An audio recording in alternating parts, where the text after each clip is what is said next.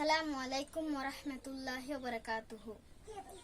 আমি জান্নাতুল আদন আবৃত্তি করতে যাচ্ছি রুদ্র মোহাম্মদ শহীদুল্লাহর বাতাসে লাশের গন্ধ কবিতাটি।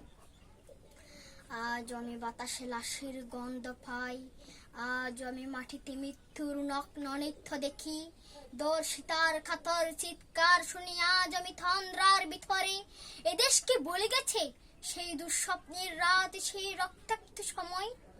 বাতাসে লাশের গন্ধ বাসে, মাটিতে লেগে আছে রক্তের দাগ। এই রক্ত মাখা মাটির ললাট চুয়ে একদিন যারা বুক বেঁধেছিল জীর্ণ জীবনের পুঁজি, তারা খুঁজির নিষিদ্ধ আদার।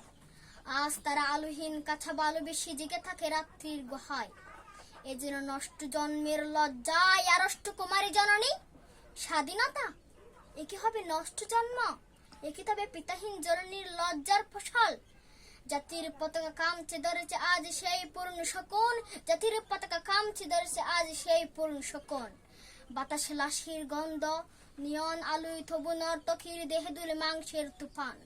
মাটিতে রক্তের দাগ, ছালের গুদামে তবু জমা হয় অনাহারি মানুষের হাড়। এ চোখে ঘুম আসে না, সারা রাত আমার ঘুম আসে না। ত্রন্দার ভিতরে আমি শুনি দর্শিতার করুণ চিৎকার। নদীতে পানার মতে বেঁচে থাকা মানুষের পাছা লাশ, মুন্ডহীন বালিকার কুকুরে খাওয়া বিভৎস শরীর ভেসে ওঠে চোখের ভিতরে। আমি ঘুমোতে পারি না, আমি ঘুমোতে পারি না। রক্তের কাপনে মুড়া কুকুরে কেছে যারে, শকুনে কেছে যারে। সে আমার ভাই, সে আমার মা, সে আমার প্রিয়তম পিতা। স্বাধীনতা সে আমার স্বজন হারিয়ে পাওয়া একমাত্র স্বজন। স্বাধীনতা সে আমার প্রিয় মানুষের রক্তে কেনা অমূল্য ফসল। দর্শিতা বোনের শাড়ি, ওই আমার রক্তাক্ত জাতির পতাকা। ধন্যবাদ।